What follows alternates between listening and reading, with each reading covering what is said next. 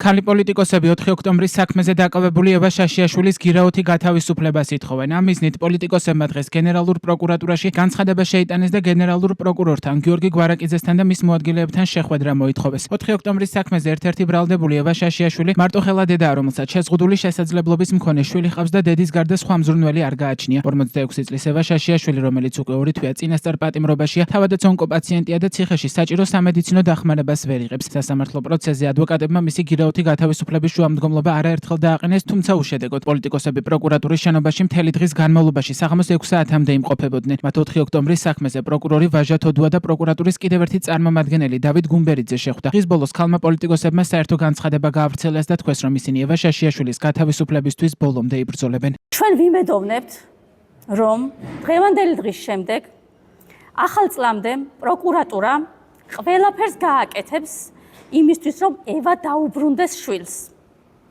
წინააღმდეგ შემთხვევაში ჩვენ გავაგრძელებთ მუშაობას ევა შაშიაშვილის თავისუფლებისთვის. მივმართავთ ყველა საერთაშორისო ორგანიზაციას, ქალთა უფლებების დამცველ ორგანიზაციას, შეზღუდული შესაძლებლობების მქონე პირთა უფლებების დამცველ ორგანიზაციას. მოვახსენებთ მათ საქმის დეტალებს, ვითარებას, სიმწვავეს და იმ არსებულ მდგომარეობას, საქმის სიმძიმეს, რომელიც არის უშუალოდ ამ საქმესთან დაკავშირებული და დარწმუნებულები ვართ, რომ აუცილებლად მივაღწევთ მიზანს და ევა იქნება თავისუფალი, დაუბრუნდება თავის შიშუმ შვილს და მიეცემა დედაშვილს ერთად ყოფნის საშუალება. ერთმანეთზე ზრუნველობის სასიცოცხლოდ აუცილებელი საშუალება, რაც ამ კონკრეტულ საქმეში არის განსაკუთრებული და სწორედ ამიტომაც ვართ დღეს ჩვენ ერთიანები და ერთად მუშაობდით მთელი დღის განმავლობაში დილიდან საღამომდე ამ საქმეზე. დღეს პროკურატურაში ასევე იმყოფებოდა ევა შაშიაშვილის ადვოკატი. მან მისი დაცვის ქვეშ მყოფის მიმართ აღკვეთის ღონისძიების სახით გამოყენებული პატიმრობის გირაოთი შეცვლის მნიშვნელობაზე ილაპარაკა.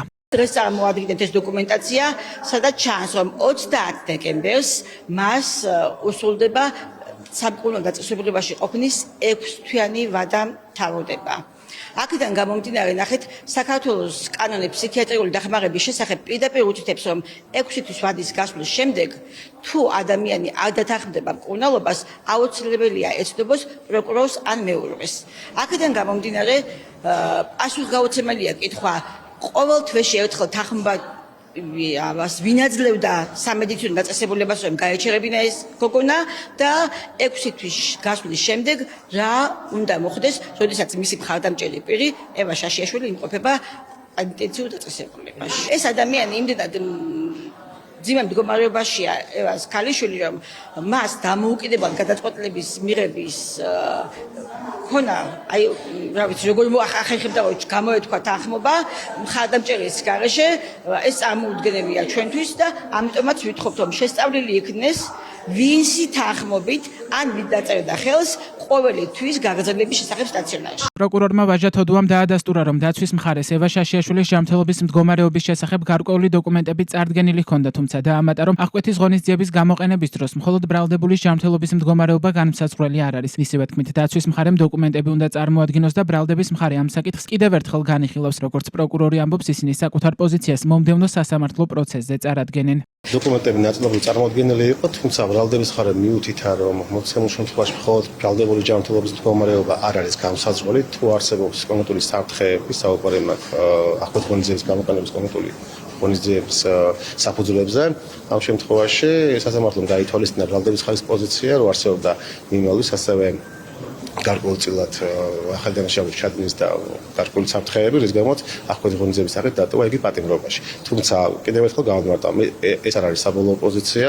ყოველ თვეში ერთხელ იხილება აღკვეთის ღონისძიების საკითხი და ბრალდების მხარე მას შემდეგ რაც წარმოადგენილ აღმოჩენილი დოკუმენტები კიდევ ერთხელ განიხილავს ამ საკითხს და მომდევნო მოსკოვაზე დააფიქსირებს მის პოზიციას. ევა შაშიაშვილის შვილი მარიამი ახლა სამედიცინო დაწესებულებაში მკურნალობს და იყოფნის ვადა დეკემბრის ბოლოს ეწურება. მარიამის ერთადერთი მეურვე დედამისია და სტაციონარის დატოვების შემთხვევაში მის გარეშე დამოუკიდებლად ცხოვრებას ვერ შეძლებს. სწორედ ამიტომ ქალი პოლიტიკოსები ევა შაშიაშვილისთვის აღკვეთის ღონისძიების გირაოთი შეცვლას არა მომდევნო სასამართლო პროცესზე, არამედ 30 დეკემბრამდე ითხოვენ. საქმეში ყველანაირი მტკიცებულება და მოცემულობა იმისა, რომ ევა შაშიაშვილის მიმართ აქამდეც არ ყოფილიყო გამოყენებული აღკვეთი ღონისძიების ყველაზე მძიმე ფორმა, პატიმრობა, თუმცა ეს იქნა გამოყენებული. ის დამატებითი დოკუმენტი შვილის სტაციონარიდან გამოწერასთან დაკავშირებით, რომელიც შესაძლოა საინტერესო აღმოჩნდეს პროკურატურისთვის და გთხოვეს, რომ წარმოადგინეთო, იქნება დღეს წარდგენილი. თუმცა ყველაზე მნიშვნელოვანი არის ის, რომ როგორც მათ განმარტეს, ესე იგი მიმართავენ სასამართლოს და მოითხოვენ, ასე ვთქვათ, მომავალ სხდომაზე, შუამდგომლობასთან დაკავშირებით, ოღონდ არ ვიცით დადასტურებულად არ უთქვამს, რომ აღკვეთის შეცვლის მოთხოვნით მიმართავენ და ჩვენთვის თავარი არის ის, არა 9 იანვარს მოხდეს ეს მიმართვა, არამედ ის, რომ 30 დეკემბრამდე სანამ მოხდება მისი შვილის გამოწერა სტაციონარიდან, მოხდეს მისი გათავისუფლება და გირაოთი აღკვეთის შეცვლა. ევა შაშიაშვილის გათავისუფლების მოთხოვნას მთელი დღის განმავლობაში კულტურის სფეროს წარმომადგენლები, პოლიტპატიმრების მშობლები, საინიციატივო ჯგუფები, შეზღუდული შესაძლებლობის მქონე პირთა თემის წარმომადგენლები და რიგითი მოქალაქეები უერთებოდნენ. როგორ სიმბოლურია ახალ წლის ღამეს, არ ვიცით სად იქნება ევას შვილი. მინდა მოვითხოვო და ვიკითხო და ყურადღება გავამახვილოთ იმაზე, რომ რომელი საკითხი არ ეხება შემოპირებს, რატომ იდგა თუნდაც ევა ქუჩაში, რას ითხოვდა, რომელი სოციალური საკითხი არ გვეხება, ქვეყნის ევროპული მომავალი არ გვეხება. აუცილებელია ევა იყოს გარეთ, ევა არ არის ის ანუ რევას არ ედავება სახელმწიფო მხელად დანაშაულს, მას შეიძლება კონდეს გირაო და იყოს გარეთ მის შვილთან და აწარმოოს პროკურატურამ გამოძიება ისე რომ ევა არ იყოს პატიმრობაში. ყველაფერთან ერთად ზოგადად რასაც აწარმოებს დღევანდელი რეჟიმი ბევრ შემთხვევაში არის უსამართლო, თუმცა როცა ვსაუბრობთ შშმ თემზე და ზოგადად დამოკიდებულებაზე სახელმწიფოს ამათ მიმართ, ამიტომაც ეს არის ალბათ კიდე ორმაგად უფრო უსამართლო. ადამიანს, რომელსაც სახელმწიფო რომელსაც არ შეუძლია ზრუნვა ადამიანებს ბოლომდე ამ მოცემულობაში ფაქტიურად წირავს ადამიანს. ერთ-ერთ სასამართლო პროცესზე ევამ თქვა, რომ მე აქ მოვკვდები და იქ იმ დაწესებულებაში, სადაც მისი შვილია, იქ კიდე ის. იმიტომ რომ და თან როგორი მიდგომაა, დედამ არ იცის შვილის მდგომარეობა. ეს ხომ საშინელებაა. ეს ხომ არის არაჰუმანური მიდგომა და საერთოდაც რანაირად შეიძლება წამების ტოლფასია ასე ვფიქრობ დედისაც და შვილისაც. პროკურატურაში ყოფნისას ევა შაშიაშვილის მხარდამჭერებმა საზოგადოებრივი მაუწყებლის სამეურვეო საბჭოს თავმჯდომარეს ვასილ მაღლაფერიძესა და გენერალურ დირექტორს თინათინ ბერძენიშვილს დაურეკეს და დაინტერესდნენ თუ რატომ არ მივიდა პირველი არხის ჯგუფი ამბის გასაშუქებლად. ჩვენ ქალმა პოლიტიკოსებმა გავავრცელეთ საგანგებო განცხადება, დავუკავშირდით ხელმძღვანელობას ბატონ ვასილ მაღლაფერიძეს, ასევე დირექტორს პირველი არხის, რაზეც მივიღეთ ძალიან უსუსური და ძალიან არასერიოზული არგუმენტები, რომ თითქოს ისინი ინფორმაციას არ ფლობდნენ, როდესაც მათ ჰქონდათ ეს ინფორმაცია ჩვენგან მიწოდებული უშინ და დღეს 11 საათიდან ყველა ონლაინ მედია, ყველა ტელევიზია ავრცელებს ამბავს იმის შესახებ, რომ ქალი პოლიტიკოსები, კულტურის სფეროს ქალი წარმომადგენლები, შეზღუდული შესაძლებლობის თემის წარმომადგენლები გენერალურ პროკურატურასთან არიან, არ იშლებიან და ითხოვენ გენერალურ პროკურორთან შეხვედრას. აი ესეთ მნიშვნელოვან ჰუმანიტარული მნიშვნელობის საკითხთან დაკავშირებით.